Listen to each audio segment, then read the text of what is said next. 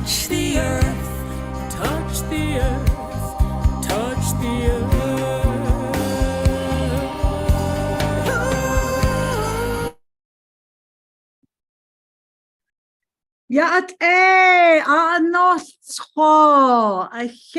Everybody, hello in a good way. Thank you so much for joining us this evening for our monthly Indigenous Ways Wisdom Circle, IWWC. We are excited tonight. We are beyond excited tonight for a number of reasons. But before we kick off our wonderful 1-hour journey, I would just like to take this time to acknowledge the traditional owners of the tribal lands here of Okapoke Owenge, also known as Santa Fe, that we reside in. And we also want to acknowledge your ancestors and the lands that you are all sitting, standing, and living and breathing on. So thank you very much. Big, huge shout out to Women's History Month. Yes, this is our month, everybody. Pat yourself on the back and do that. Yeah, kiss ourselves. We're powerful women. This evening is amazing because we have been seeking out this beautiful Indigenous elder, Judy Stout, for a very long time. And I asked people, where can I find amazing Indigenous speakers that are deaf and hard of hearing? Judy Stout, Judy Stout, Judy Stout. I'm like, we got Judy Stout tonight, everybody. Judy is a member of the Lumbee tribe and resides in Pembroke, North Carolina. And Judy retired from Gallaudet University. She was there for 28 years. She retired in 2014. If those of you that don't know Gallaudet University, it's an amazing institution located in Washington, D.C. And it's been there for a long time, I believe, probably since the 1800s. Prior to retirement, Judy worked at Columbia, Missouri, and North Carolina for 5 years. And she basically provided services for parents of deaf children, and she also provided services and access for deaf adults. So kudos, Judy. Thank you for your walk. Thank you for your work. Much appreciated. So everyone, let's please welcome Elder Judy Stout from the Lumbee Nation in a good way. And welcome. Judy, thank you so much for being with us tonight. Heart, heart, heart.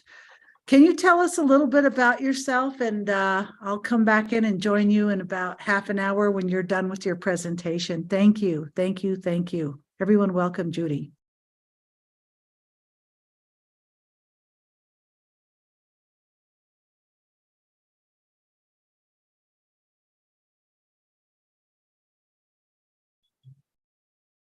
Hello, everyone. So first, I want to go ahead and explain a little bit about myself and what I look like. So because I know we have some deafblind people here tonight. So just so you know, my hair is gray. I am wearing a black top. And I do have some drop earrings. I have purple framed glasses on. And I do have tan colored skin, and I do have lipstick on tonight. I do have a blue ring on one of my fingers. My background is blue, and I have some golf clubs next to me as well. So again, I just want to thank everybody for joining tonight. I do appreciate you all being here.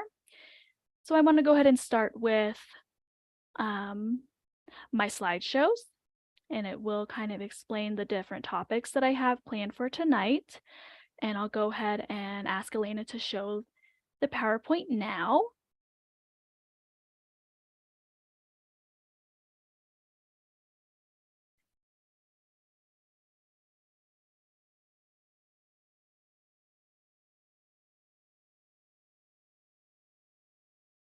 So since Tosh already went ahead and did the land acknowledgement for us tonight, I'll go ahead and jump to the next topic of discussion, which will be my life and education.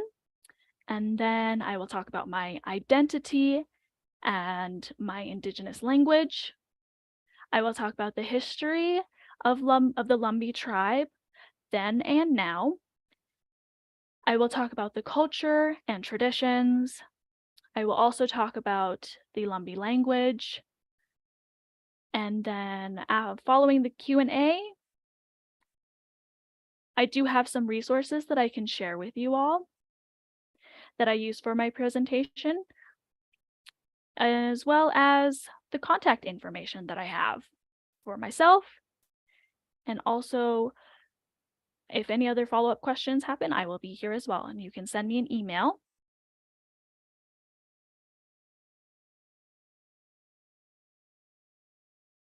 All right.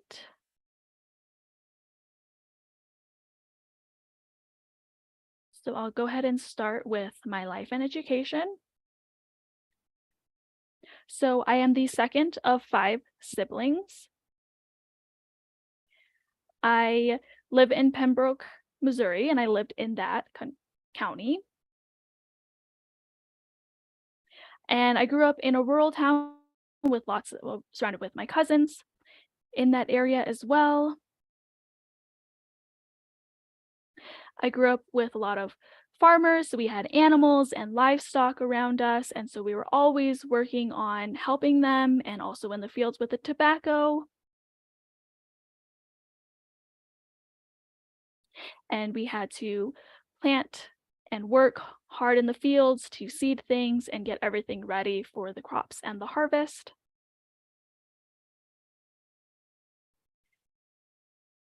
And so now I'll go ahead and explain my education as well. So for the first 6 years of my life, I went to an Indigenous school with all of Indigenous students. And so there was not any real support services for me. So I was just in one classroom and I had to continue learning as myself. It was hard, it was a challenge. The teacher didn't know exactly how to work with me. And I just didn't have all the appropriate tools. And so I focused a lot on art. I used art as a way, whatever was in the classroom. I had books and different things that I would use to make my art and tell my stories. So I did that for a very long time, especially the first 6 years of my life, really. And it was hard to, connect with the students, but I got in trouble with them a lot. It was hard to speak, of course. So I would read and write some. And then my parents decided that I needed to go to try and get hearing aids. And so I tried that for a while, those different devices, and I was able to listen to some of the music. And so that was really exciting. I felt like I could hear a little bit better, talk a little bit better, understand what my voice was doing. And a lot of the students were so amazed at what a hearing aid was. They had never seen those devices before. And so the students really wanted to try and use them. And I said, no, those are mine. So for a while, I was kind of the popular student because I had this new device and I was kind of I stood out. And the teachers were trying to figure out how I used this radio as they thought it was in the class. And I said, no, this is not a radio. This is a device to help me. And so it did make me feel a little bit estranged, and I got kind of down feeling on myself. And so now fast forward to when I was a little bit older, my parents decided that once they looked at my report card, they're like, oh, you have, good grades in these other areas, but not with reading and writing.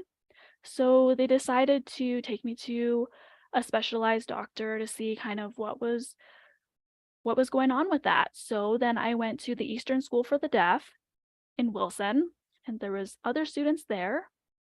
And my parents looked at me and asked me, do you want to go learn with these other deaf students? And I was really amazed that my parents involved me in that sort of decision. And I said, yes, I would actually like that very much. It would be a new adventure for me. I'd like to take that on. So I went there one afternoon, and it was a little bit of a culture shock for me. You know, there was all of these white girls talking with their hands. And for me, I didn't really understand much beyond gestures. So I just didn't know what all these white girls were doing talking with their hands. I was very amazed by them. And it was also very exciting at the same time. So my parents left, and I tried to jump right in with the girls and talk with them. There was one girl, her name was Kathy. She was the first one to approach me, and she gave me my name sign, and that's how I got it, Judy, here on top of my hand. And so I was very excited to have that sign name. Then I went to class and I followed them around. And the principal was there too, and she was kind of telling me, you know, go to this class, you can go to this class. So I followed Kathy around to find my different classes, and it seems like we had the same classes down there. And so I'd follow her around for that afternoon. And again, I didn't know any of these students, so I kind of sat with them, didn't know who they were, just tried to follow along, read and write. I had support services back then as well to help me develop my skills in reading and writing. And so as I went on, I stayed there for a year, went on in my second year. I struggled in some of my subjects. Once I went into the third year, I was placed in a third grade classroom. The teacher decided to keep me not in the gen ed classes, but in the special ed classes. So I was a little bit behind, and I had to really develop reading and writing skills. And I was a little bit resistant to it.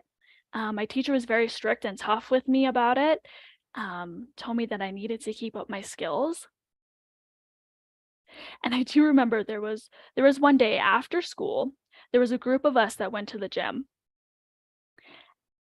And I saw a friend sitting there on the bench. She was reading. She was a hearing friend that was there on the bench. And they had a book and they were reading. And I went over and asked her, what are you reading? And then they explained the story to me. And I was like, you understood this without having pictures? I said, yes, of course. I just read the words and I can understand it. And so she gave me a brief description of what that story was. And I was like, wow, this is so amazing. So after that moment, I mean, that really was a defining moment in my life, that I was able to approach my teacher to continue my skills with reading and writing. And I really kind of soared after that. It was tough. I had to work hard, of course. But eventually I went up to an advanced class as well. And that was really exciting to finally get there. And then, let's see, I continued on with my education. And then I was transferred to North Carolina School for the Deaf, and that's in Morganton. And that was high school for me at that time. So I transferred there in Morganton. And so that would be my 9th grade year. And then once I was a junior, and then senior year came along pretty fast as well. And I just remember taking a chemistry class. And within that class, there was one teacher. And I was dating another student, his name's Claude, who is now my husband. But I was still a high school student at that time, and he had already graduated. But back in that chemistry class, we kind of started our relationship, and my chemistry teacher was like, what is up with you two? I don't know what you two are doing. I don't think that you should have a boyfriend at this time, because you're not going to stay together for a long time. You're probably going to break up as soon as he goes to college. You should probably get out of this relationship. But I really cared a lot about him, and he cared a lot about me, and we cared about this relationship, and we were really in love. if you want to take it, go ahead. And so we just continued to talk. And I didn't let that teacher oppress me. He and I just continued our relationship. And when I was in my junior year, I took the exam to get into Gallaudet University. That was quite an interesting year. I remember being really nervous and trying to prepare myself to go into Gallaudet. I was talking with my former teacher at the time, who helped me with some psychology stuff and just helped me psychological stuff and helped me kind of calm my nerves to get me prepared and pass the test to get into Gallaudet University. That teacher really encouraged me to study and help me prepare, just helping with the exam, the qualification exam. And I did take the test. And was able, to feel pretty confident about that. And after a while, the students got a letter. Some people did get in, and some people did not. And I was really nervous to go upstairs to my mailbox up to lunch. I got the letter, and it was a really thick envelope, which was exciting because I thought that meant that I passed. So I got my chemistry teacher. And after we were done, it went to at lunch, I went downstairs to the chemistry room and kind of went in with that. And the chemistry teacher said, "Oh, I know that, I've known you since you were younger, and I know that you could do it, but you've had, at least you'll have your boyfriend for sure, regardless of if you get in or not." And I kind of showed him that I said, "Well, I have this letter, and see, I passed." And so he was shocked that I passed. And from then on out, I always learned that I should trust myself. And I never had really experienced a teacher who had oppressed me before. And I felt happy that I got to actually stand my own ground in that moment. And I learned from my father and my grandfather that you have to really stand up for yourself. And people look down on other people because of our language. And that, we have to teach ourselves a lot. And I'm very thankful for that opportunity.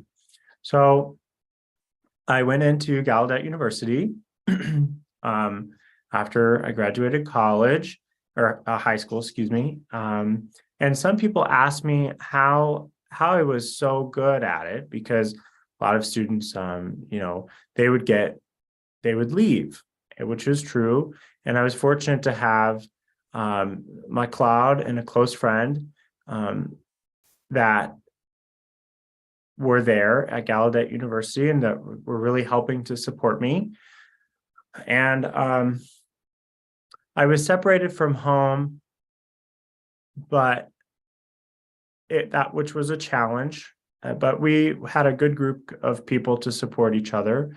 I heard from friends that helped me through the first couple years. I felt really down on myself. I felt not very confident, not being at home. And after 2 years, I found my own passion and ready drive to continue through the rest of my years in college. So now, next slide.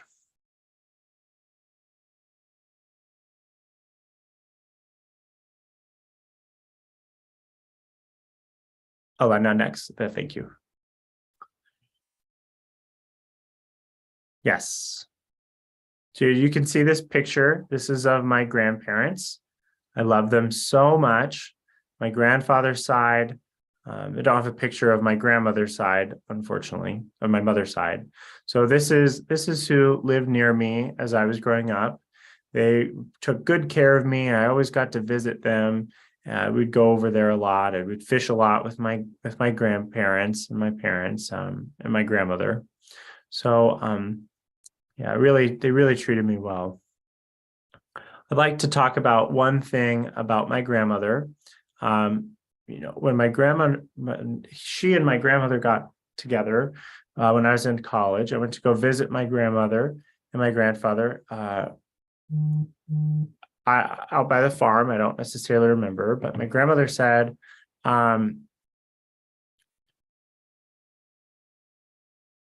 it was after I went back to school that went to go visit my grandmother again, as they wanted to hear about how I was going. And they said, well, why did you go with a white boy?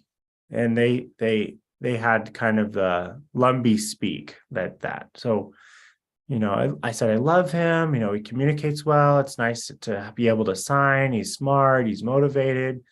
And my grandmother said, well, you should go with our types of people. And and not go with somebody that's such a different culture. You should go with a Lumbee man. And, because somebody like that, but somebody like that wouldn't have a future for me because it's not able to communicate and it would really be a dead end for me. So I had to try to explain to my grandmother at that time to get her to understand. And she did eventually accept that was my choice. And speaking of the Lumbee language, my grandmother's family really dates back. A lot of people do speak English, but when they get together or socialize, they usually do speak Lumbee English or writing sometimes Lumbee English. Same thing with ASL. You use ASL and you can have the structure of ASL, but writing it in that structure using English language. It's a kind of a similar concept for Lumbee English.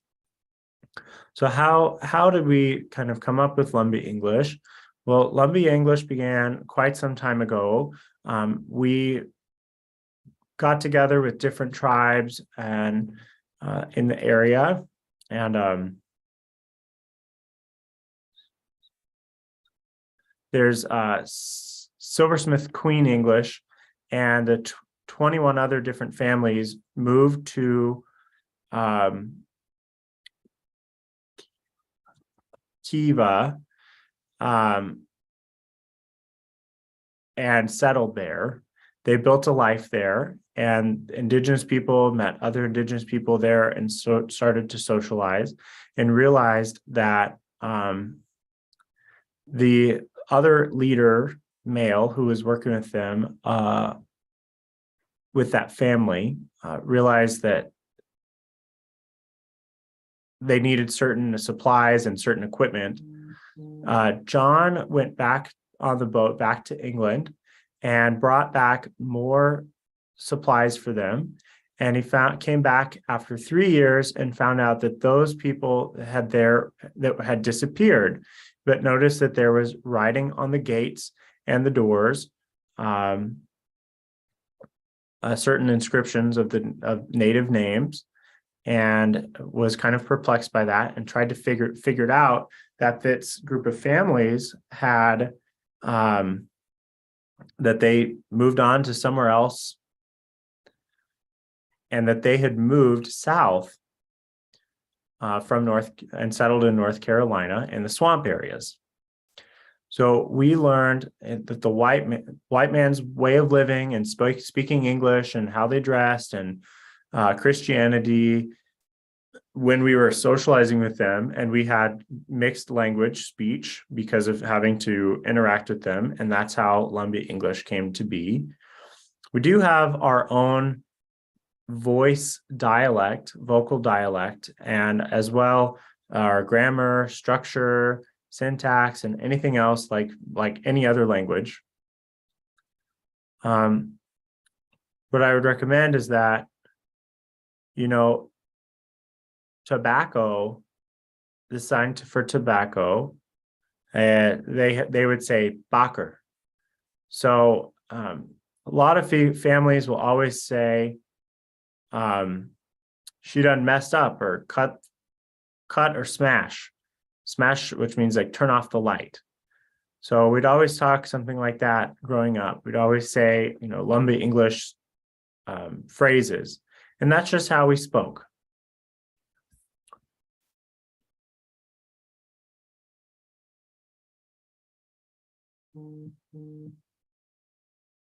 Sorry, I just had to deal with that. It's, back in the day, we would say like potatoes, yeller, done messed up. So just kind of grammar and speech like that.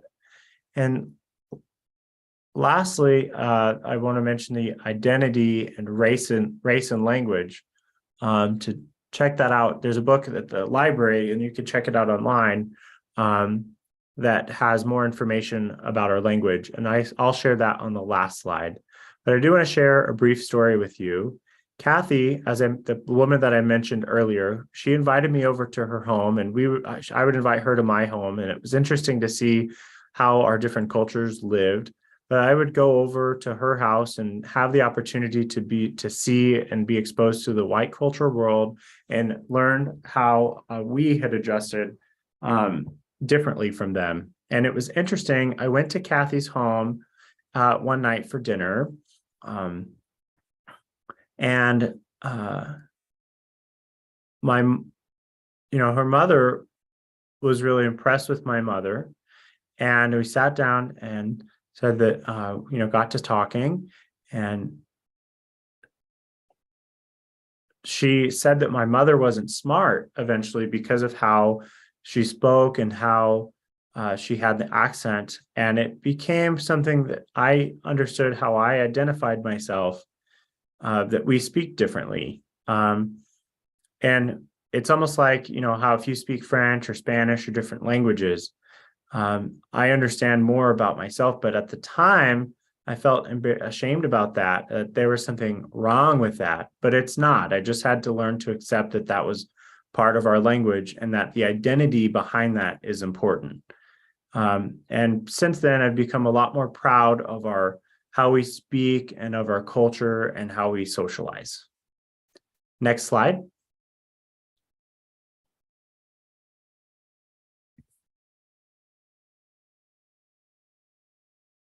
And now I want to talk about the history of the Lumbee tribe.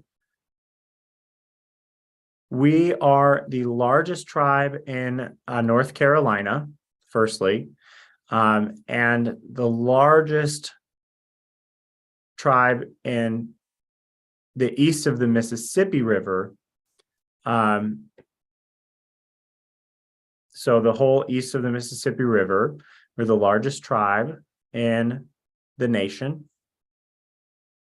And we do have over 60,000 Lumbee people in the tribe. So we are on the radar, and they're starting to find out more information about the Lumbees who are in different areas around the country as well. And there's different types of professions, and really the tribe community is quite diverse, and we're still finding of other people in the community, like in Washington, D.C., there's lawyers, and there's people who work at the White House who are starting to, people who are going to college and distributing grants. And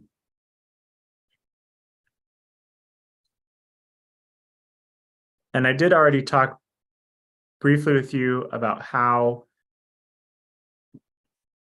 the Lumbee English speak and learned the white man's way of living. So now I want to talk about something else about during the 1870s, at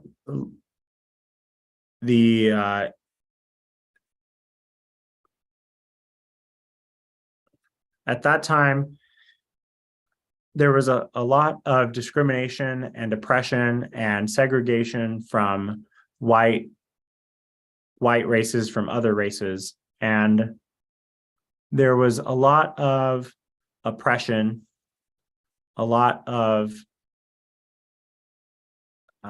just divisiveness during that time in the 1870s. And young boys would look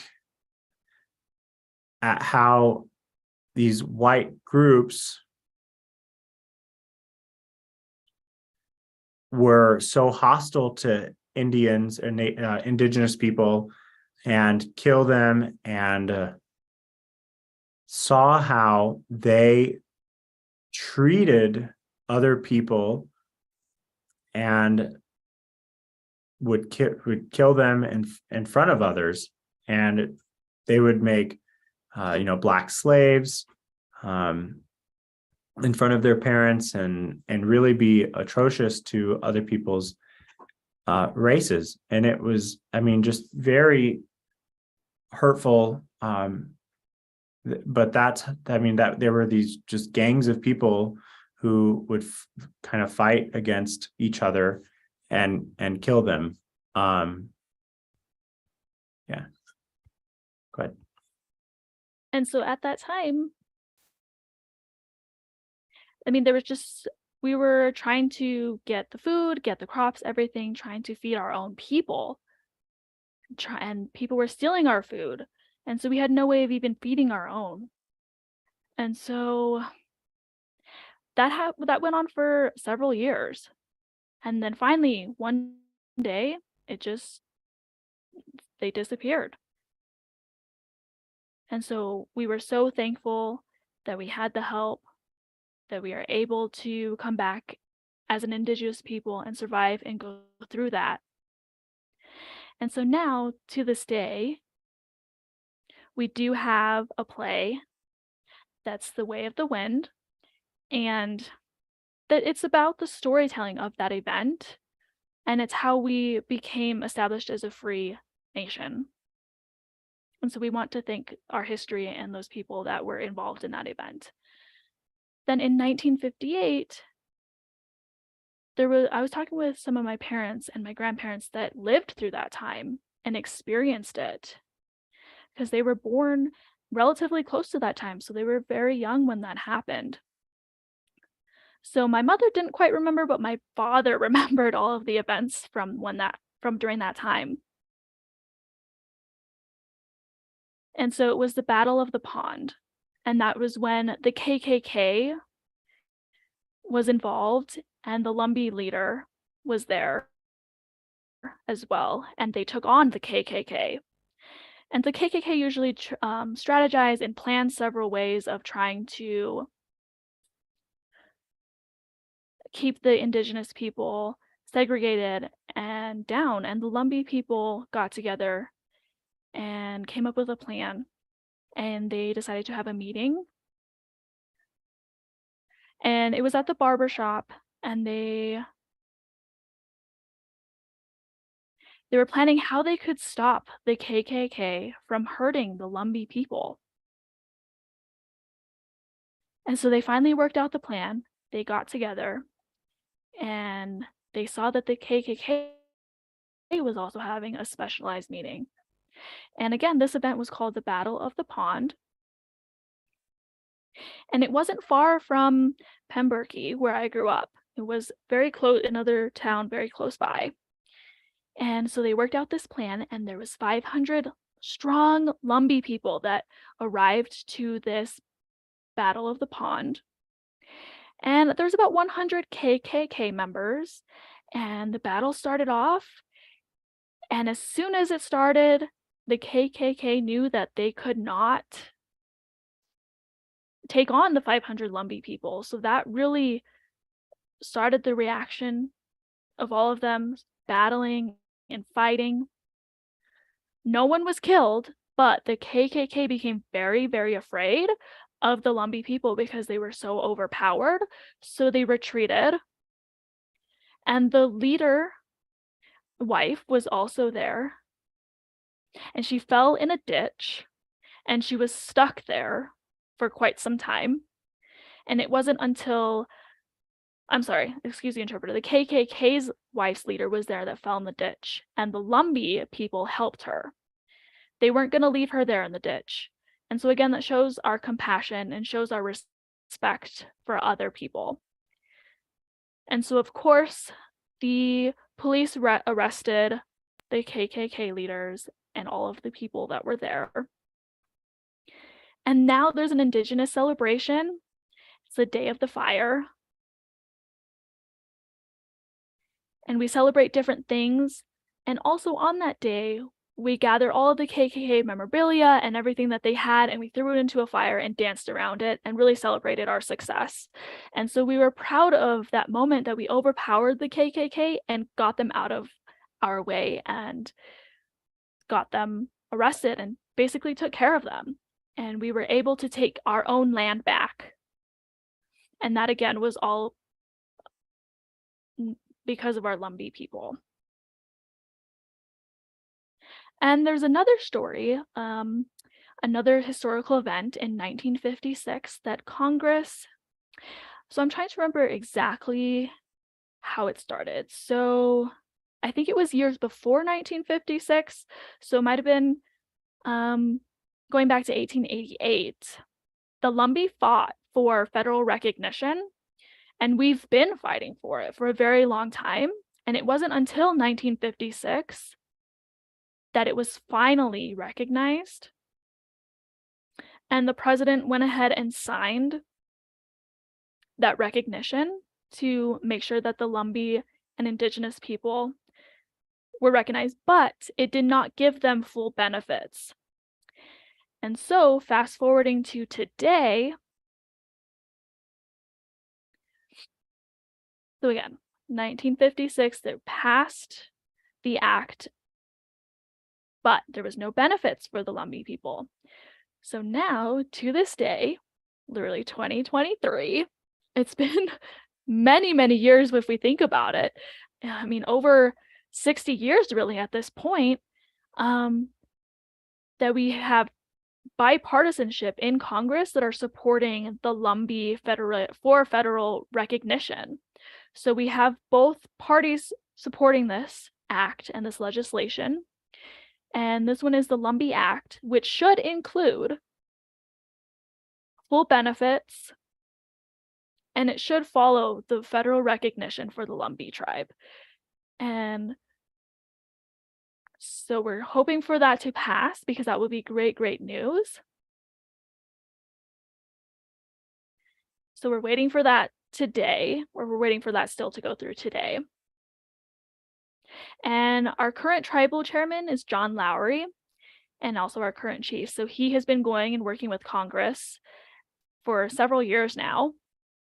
And it's time, it really is time that we get our federal recognition completely. And again, we've been around for many, many years, and this has been in the works for hundreds of years. And there is one senator that before he had our support, he was on our side. And then there was, our tribe was also working with him, trying to work together. Again, trying to get that full federal recognition for the Lumbee tribe. And we were funded briefly, but then it lost, the bill got lost and it wasn't supported. And so there was another 20-year timeline that we were struggling back and forth with Congress to get this recognized. But now we have both Republicans and Democratic parties sponsoring this and in support. And so we really, really, as a Lumbee tribe, have our own chief and have our own officers, and we have our own way of living, and we have our own land.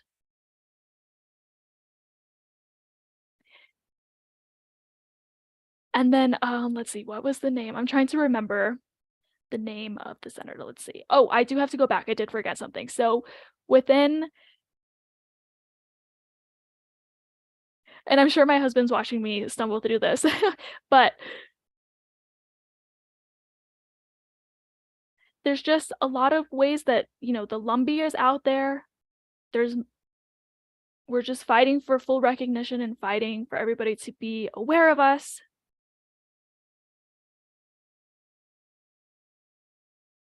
If you could go to the next slide. That was Kevin Sampson. Thank you. And we do have our own cultural traditions as well. So the first week of July, we do have the powwow. And it's a full week-long celebration that includes parades, a pageant, arts and crafts, meals together. We had this past year, we had thousands and thousands of people come for the celebration and be included in the powwow. And it was one of the largest celebrations that we had. because of course COVID kind of impacted everything for a while, but this recent year was when they had the largest powwow. It was really, really impressive to see that it was one of the largest turnouts. The fifth largest powwow. And so we have several other traditions as well. The play, Strike at the Wind, the hog killing as well. And if we could go to the next slide.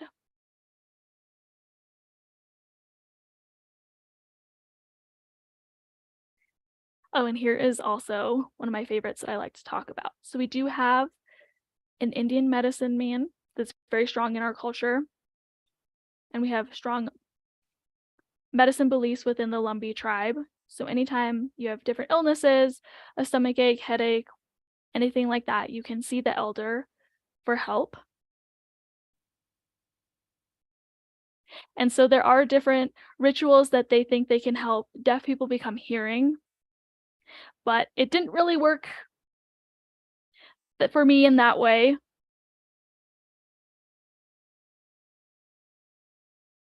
So that's pretty much it on that slide. I did share with you a little bit about my history growing up, that my parents wanted me to become a hearing person, but it didn't work out for me in that way.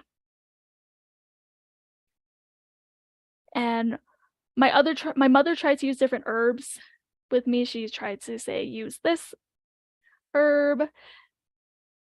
And there is one plant that I don't remember the name of it, but you grind it in a pot and she told me to drink that, and I was like, I don't know if I should drink this. It smelled kind of odd. But then I did, and so that does help as well. I don't use it often, and I haven't used it in quite some time. And if we could go to the next slide.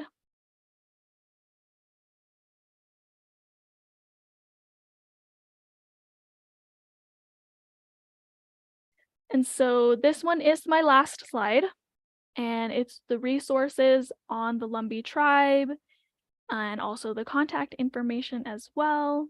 So feel free to contact me at any time for more information if you'd like, or if you'd like to ask me any other questions, feel free to email me. I'm happy to help with that as well. So any information you need will be here on this slide. Let me in. Thank you for joining us.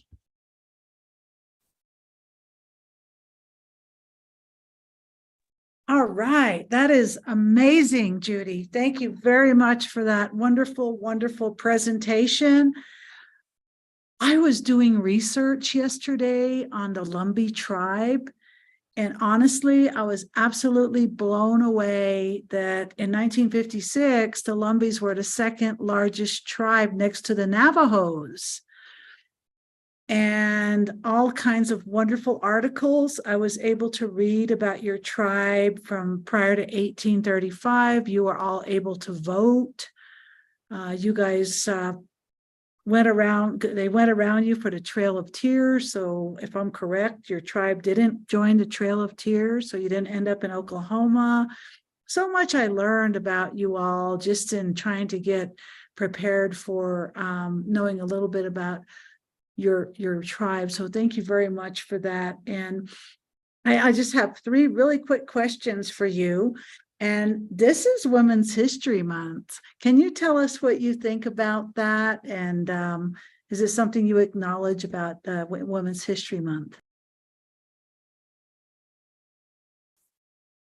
Yeah. I do notice that there are more and more women coming up today, and they're empowering themselves, that are getting, more higher paid jobs. And there are a lot of great things with women, a lot of skills. The women can do anything, and do notice that women have a great ability to imagine, which is really impressive. And especially with one of my favorites is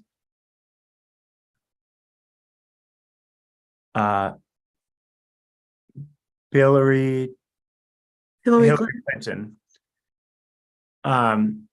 So that's one of my favorites. And there's a few others, deaf women as well, that are really impressed with them. And because she was the Secretary of State, and oh my gosh, just really took care of a lot of things and tied up a lot of loose ends before, any other leaders would do their jobs. She would take care of things and clean up anything that needed to be done. And I wish that she became the president, because then we would have had a lot of great things to do today for all of us, especially women, women in America and women outside of the country as well. So yes, now, of course, we have a lot of wonderful Indigenous women, and Deborah Holland, for example, is our current Secretary of Energy, and there really are expanding a lot of women in offices, and I look forward to seeing the future and how we can continue to progress in our lives and in our society. I am also impressed with Tosh and Elena with your Indigenous Ways Festival. It's really, really impressive and great that you're celebrating special women and kind of raising up different people that you can recognize in the community, because we do all have that community. And, I know that there are deaf women out there, and there are new faces on the horizon. And I think that we should believe in each other and work together to accomplish our goals. Thank you very much for that, Judy. The other question I have for you, which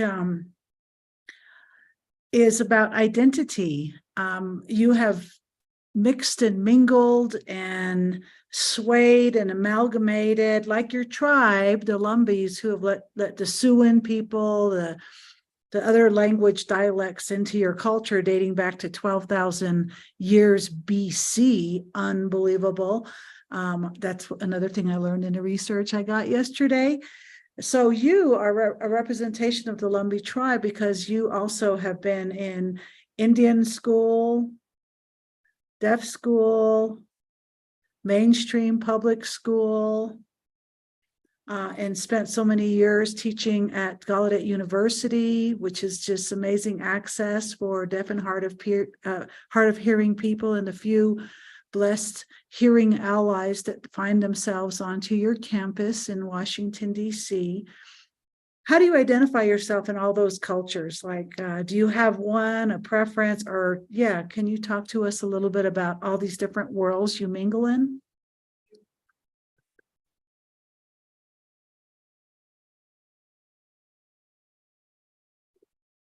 Yeah, so really I identify as me, and I'm a whole person as a Lumbee. And there are a lot of different people with your tribes and culture, and I try to appreciate mine and who I am as a whole person. That's really how I identify. I identify as Judy, and I try to not focus on the differences. I am proud, and I'm able to continue on with life and not let anyone oppress me for who I am, and I just keep going. And I don't understand the experience of oppression. What I mean is, you can't let oppression happen. And I've learned not to compare, because what happened a long time ago when I was in high school and in college is way different than I am now. And I am who I am. And I have to be proud of that, of who I married and of who he is, and my relationship, and be happy with the life that I have. So that's how I identify as a Lumbee woman, being who I am. Thank you so much for that, Judy. that's beyond beautiful. You make wisdom look very enticing as you have fended off oppression and not let any of that become a definition of who you are, because very obviously you are a super, super empowered elder. So many of us just honor you with so much, you have so much dignity and grace, even the way you look, the way you hold yourself, the way you speak. I love Lumbee English just speaking to you. That's really cool. So, yeah, I understand all that. Last question, and then I'm going to pass it over to Elena, is our theme every year since we started this Indigenous Ways Wisdom Circle. This is our third year now. So the word that we ask all of our presenters is, what does the word gathering mean to you?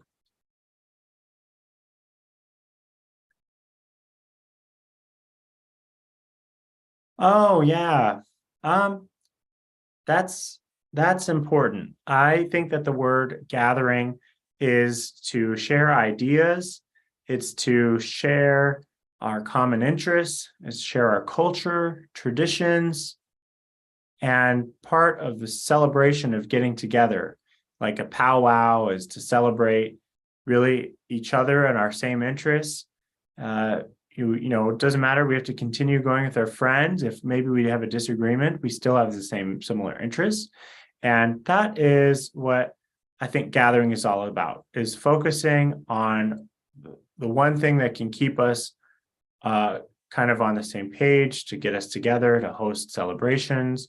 You know, that's what we do. It's our same interests that get us to gather. You know, we can gather as women. We can gather as any types of people, to gather and share our types of experiences and our life and our families. And that's what gathering is about, is just having these commonalities and getting together to recognize not only the commonalities, but also individuals, people's skills, experiences, relationships. And that's what gathering is about. Very cool. Thank you so much. Well, as we're coming to the end of the hour, very sadly, this really should be a 5-hour show. I am going to pass it over to Elena. Hey, Elena, thank you for joining us. Thank you so much, Tash, and thank you, Judy, for that beautiful, informative medicine. I have learned so much about you, your people, particularly the Lumbee Act, you know, and also being trying to get federal recognition. I just wanted to add there in what you're talking about as it goes through Congress. The only way that we can have a voice is like circles like this, and then the empowerment that each and every one of us has in this country, and that is to vote, to vote, to vote, to vote, because your voice and your vote help people like Judy and her people get federal recognition and the other rights that all of us have. So I want to thank you for that.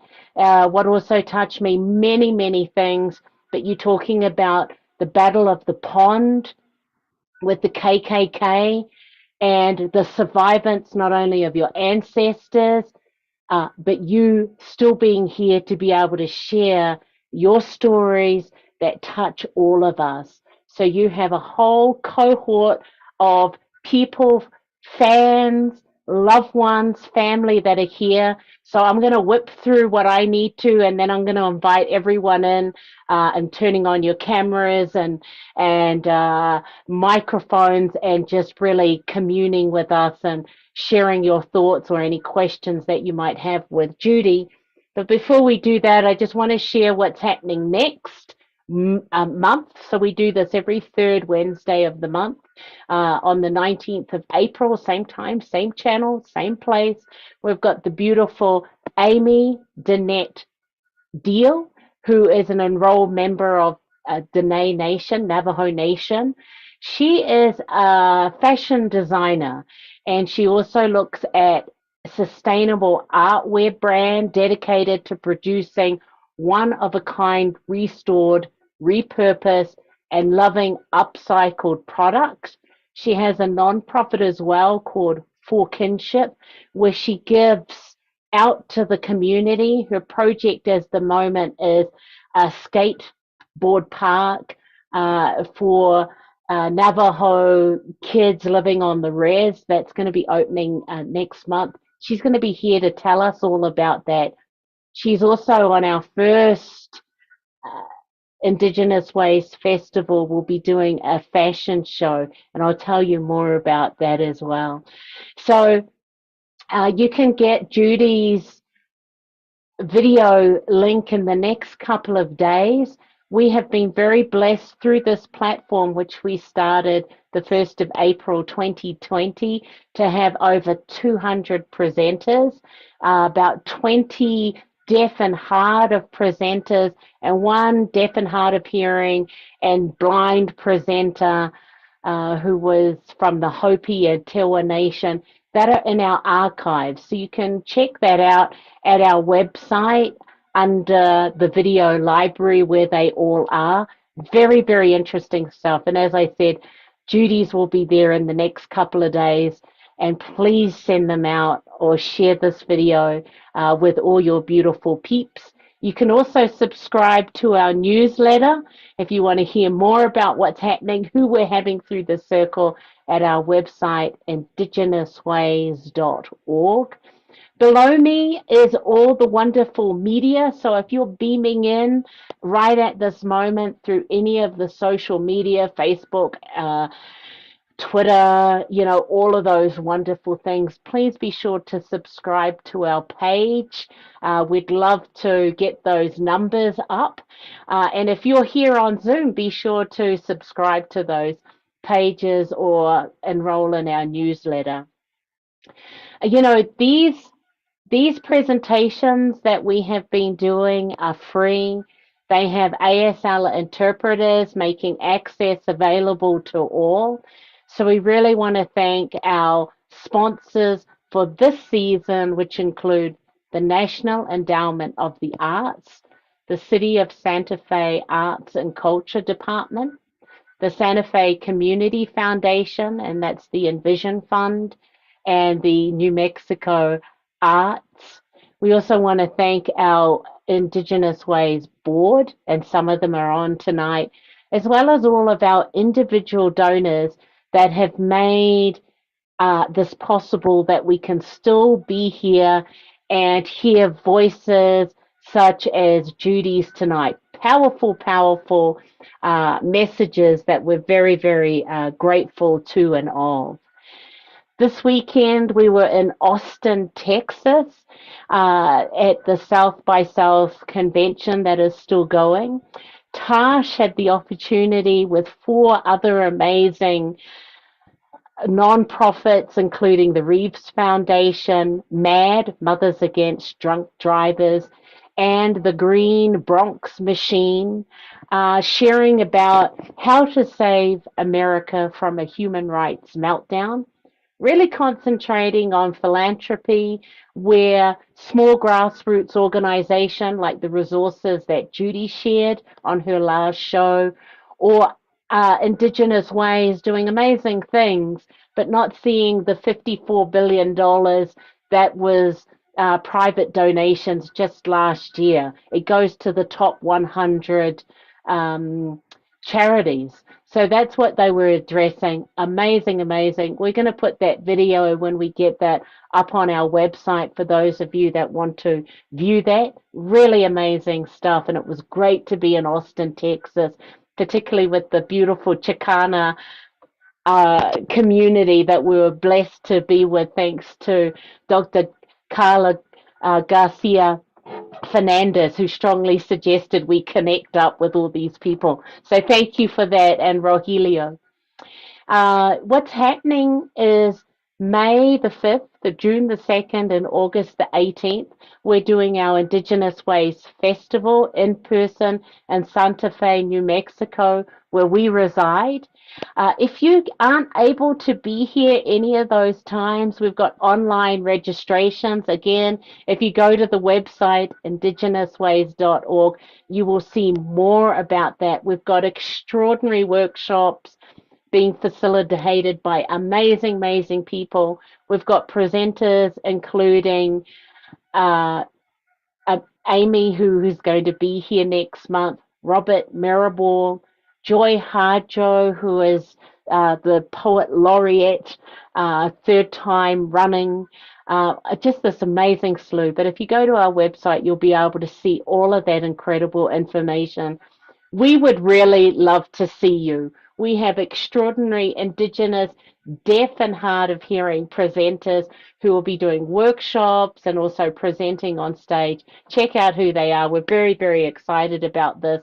And then lastly, before we bring everyone on, our donations. If you're able to donate, because you can, please go to our website or these wonderful PayPal, Venmo, or if you're not into the electronics, which you really understand, you can post us if you're able to PO Box 4073, Santa Fe, New Mexico 502. Anyway, I know you've had enough of me, so I'm going to invite all our audiences in Zoom. Now, remember, we're broadcasting out live, so if you're not in any protection program and you're okay being live, whether that be here in our archives or through social media, please feel free to turn on your camera and come and have a little fireside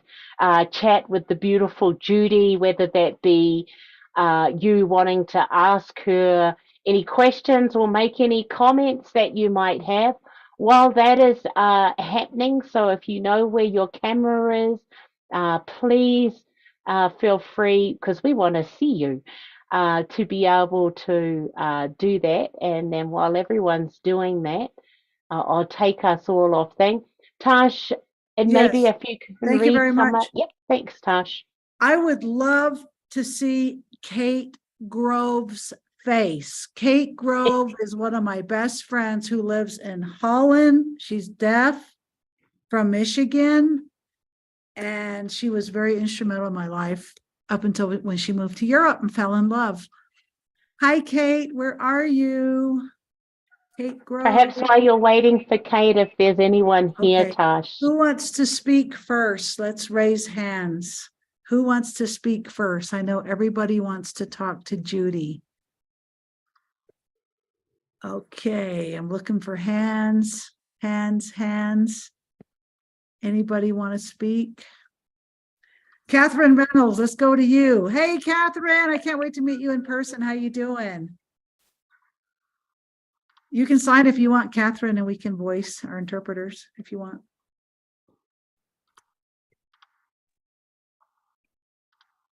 Yes, Yeah. hi, this is Catherine. I'll go ahead and sign. Sorry. All right. So, Judy, I just want to say thank you for the presentation.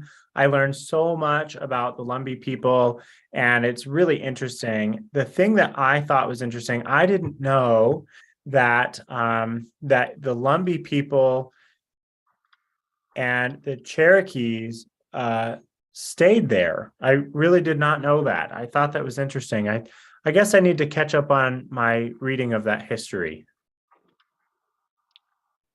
Yes, I do have the website there for you that you can check out, because there's a lot of rich information within those resources there for you to follow. And if you can't find something that you're looking for, go ahead and send me an email and I'll help you out. And again, on my last slide, I shared those resources. So if you want to take a picture of that slide, you're welcome to. How does that sound? How's that good? Maybe you can send me an email or email you. How do you want to work that out? Yeah, will they email the slides out to everybody? I don't know. I guess we'll have to figure that one out. This is Yeah. Tosh. I'm just going to quickly say, I'm going to put Judy's email in a chat because I have it. So let me do that for everybody right now. Perfect. And then, Catherine, just so you know, we actually don't have anyone's email addresses. So if, as Tash said, she's adding Judy's. If you want to put your or anyone here email in the chat box, please do. Or whether that be, Indigenous ways and so forth. But thank you so much for that.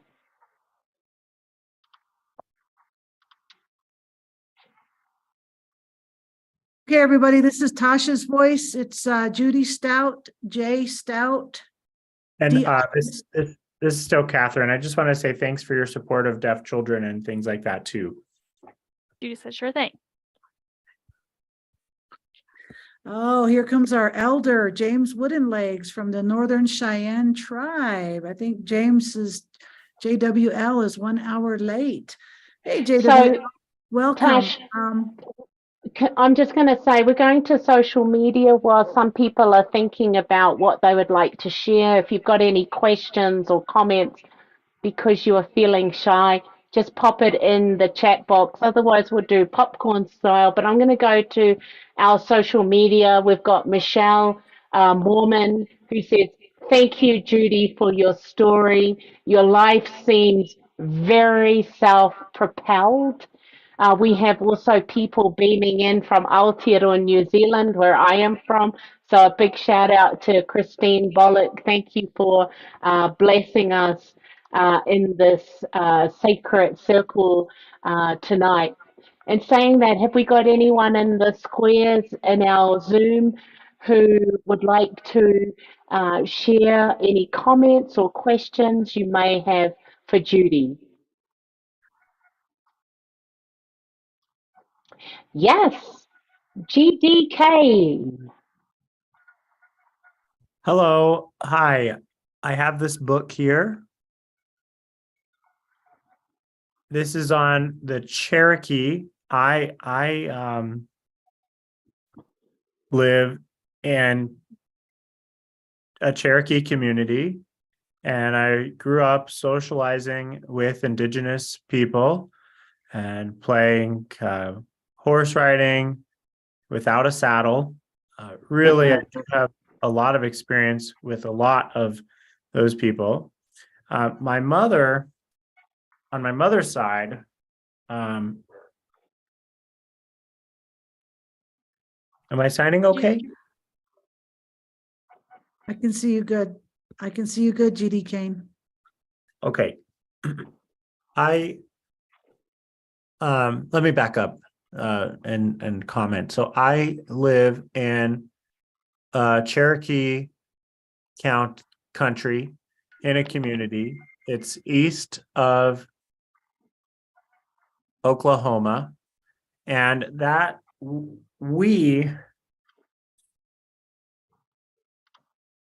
I've got this book that my mother, on my mother's side, generationally is indigenously Cherokee, and that's where my parents were pioneers from Tennessee, Arkansas, and Missouri. Missouri. They came over into Oklahoma Indian territory and just right at the border, and that's where the mountain is that we live in. So it really is an interesting story. To comment about that. So I wanted to say thank you, Judy, for sharing your story. I'm sorry, Judy's just checking in with the interpreter because she's not sure who's talking right now. She got lost. She can't see any of the participants, so she's stuck, not knowing what's happening. So is there a special, this is Judy talking, is there a special button that I'm supposed to click to see everybody? Tell her to hit gallery. Click gallery at the top right, the squares up there. Click gallery and click underneath speaker. Click gallery, and then all the little squares will be there. Top right, gallery. Sonia, go ahead. What did you want to say, Sonia? Yeah.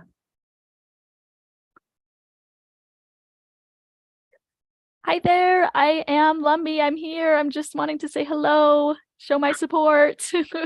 I am here. Hello, hello. Hey, Proud Judy, Lumbee, hello. yeah. I'm hoping she can see me. I'm not sure if she can see me. Okay, Judy, can you see? She can only see herself still. No, I see just 2 people. Bummer. Tosh, do you want me to remove the spotlights for the 4 people? Yeah. Let's take us off, and yeah, let's get them all on. See if you can help Judy. Can anybody help Judy set it up where she can see everybody? She says, now I can see everybody. Oh, finally. Yay, I can see everybody. Okay. Thank you, Tristan. I was Should've asked wondering what Tristan. happened to everybody. It seemed like I just didn't know what was going on. I was like, who's talking? And you know, Okay, I'm can not we great with back up? This is technology. Tasha's voice. Can we get GD? What was her name? GD Kane. Can you say that again? Judy, can you It was see GD? Sonia, Tosh. Oh, Sonia. Can you, Sonia, where are you? Sonia went off. Oh, there's Sonia. Sonia Watani Bird. Is that you? Oh. Did you want to say something? Oh, there's 2 Sonias. Yes. So I just want to say hello. Hello, Judy. I'm so proud of you and your stories. They were just so eye-opening and amazing. You did such an awesome job. I'm so proud of you and of our Lumbee history. I loved it. Love you too. GD Kane said, great story. Beautiful. Okay, Thank well, I you. just want to say Judy really saying quick, Judy, new faces. I don't know, Judy, this is Tasha's voice. I don't know if you were able to see all the posts on the sidebar. You've got probably 40 different comments. A lot of people are enthralled by you. There's some questions that have not been answered, which is great. But if you can take the time to read those when we're done. I just want to say a really quick hello to James Woodenlegs. If you want to say something, James Woodenlegs, what's up, James, brother? How's it going? Hello, everyone. Hello, Judy. Yes, hi. I know whenever I met you, it was raining, and I met your auntie. Yeah, I know. You're Lumbee. I remember it was a long time ago. It was maybe Yes. 30 years ago that I met you. And And Sonia. Sonia, hello, Sonia. Oh yeah, Sonia's here. Where is she? I'm trying to look for her. Oh yeah. Hello. Yep. Hi, everybody, Yes. and the interpreters. Tosh, Elena. Hi, everybody. We also, this is I do have another video here going to the side, but I just wanted to say thank you.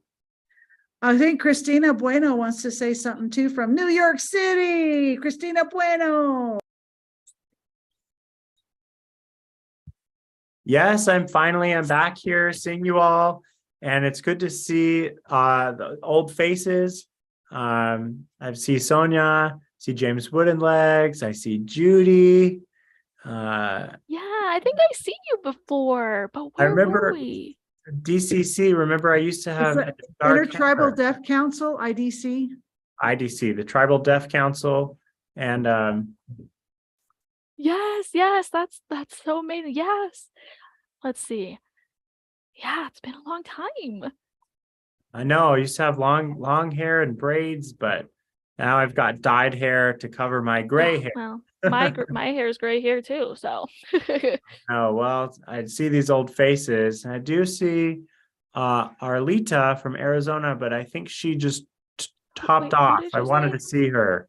This is Tasha's voice. Our deaf Navajo elder from LUK, Lukachukai, just stepped off right now, but she's the deaf best friend of mine that taught me sign language when I was 11 years old. So she was here to see you, Judy. I'll be seeing her very soon. And I wanted to say a big shout out to our board member, Judy Shapiro, who I was telling you about. Remember, the federal Indian policy lawyer? Judy, can you say something to us about the Lumbee tribe? Because I know you know all tribes. Go ahead, Judy, it's all yours. Shapiro. Okay, so I don't know all tribes. And it's very confusing every time you say Judy because it's not me. I do know a little bit about Lumbee history because I work in the federal recognition area. And I go to meetings where a lot of Lumbee people come and talk about what's been happening and what's been happening for a very long time. And it is very satisfying to hear that there's actually movement in Congress that might result in justice. So I guess that's all I need to say. I'm inspired by. We're hoping for a success in this and a huge celebration at the end. That's what we're hoping for. Yes, absolutely. Thank you. Yes, we have to have a great celebration once this goes through, I hope. We don't want anybody against this. We have now, finally, both parties are here and in support. Finally, no one's against us. Beautiful. And that is exciting. And we'll look forward to hearing more about that, Judy. So keep us up to date with that. And thank you, Judy Shapiro. We also have another board member with us. You read my mind. We want to hear from Homer Hubble, our Navajo brother.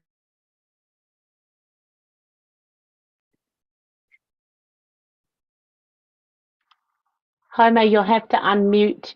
Unmute.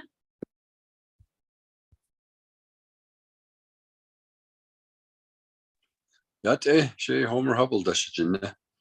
I was very, very inspired by the history portion of the Lumbee Nation. Thank you so much for educating me tonight. I was not aware of all the happenings with the KKK and still your struggles today. It's awesome to hear that you have 60,000 members in your nation. I'm very pleased to hear that. And thank you so much for sharing. I just thought it was a very heartwarming story that you shared with us tonight. And also it's your personal touch that you added. Thank you so much. Yeah. Oh, yeah, Thank you. Thank you. Thank you so much for that, Homer. We're going to wind up, but I just want to, if there's any other comments that anyone might want to share before we wrap up this evening. While some people are kind of thinking about that, Judy, there's some chats in the Zoom that I'll send to you, but Michelle says, your stories are so powerful. They weave the strands of community. Cynthia H says, very interesting presentation. Thanks. My maternal grandmother was half Cherokee. However, I didn't know how much impact the Lumbee have towards critical progress for civil rights and in fighting oppression of Indigenous peoples. So we'll share a lot of those beautiful comments made by people who came into Zoom. Was there any other one wanting to say any words before we close out? I'd hate to close out and someone go, I really wanted to say this to Judy. Okay. Yeah, Judy says, I do have one. I remember during my presentation that there was the famous guy that I talked about, the Kevin Sampson from the University of Houston, Texas. So it's one of 4 of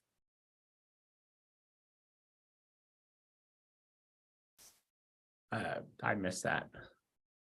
It slipped my mind. I just wanted to mention it. Catherine Reynolds, feel free to jump in and help us out.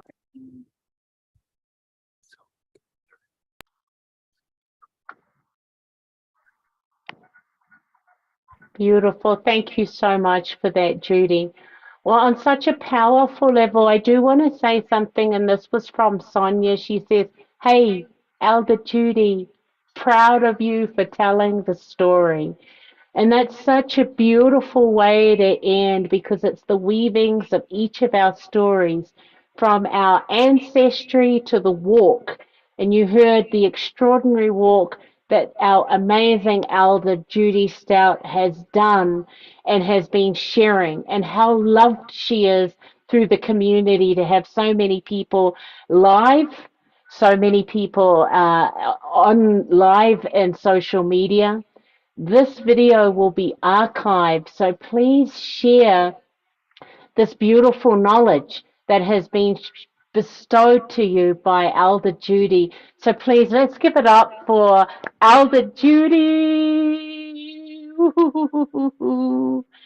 Thank And you. we're gonna look forward to seeing all of you next month on April the 19th with the beautiful Amy Danette Deal. Also through the social media, I wanted to say Larry Mitchell, who's going to be playing in August. He said, "I'm going to be there too, and thanks." So we've got people all over the show beaming in right now live. And if you're watching this recorded, thank you for blessing us with your essence. This is Donna, we possible love you. Real because we quickly have, from Ohio, Donna, we love you. We want to thank the our ASL interpreters, Kristen and beautiful Mariah, for staying on way beyond the hour. I know yay! how it is. I'm an interpreter too. Thank you. We love you. We love you. We love you. Thank you. And also, this would not be possible without each and every one of you. So thank you for showing up, making all of this possible to be able to support our elder, beautiful Judy. And on that note, let's give it up one more time for the one and only Elder Judy Stout. Woo! Yes, thank you.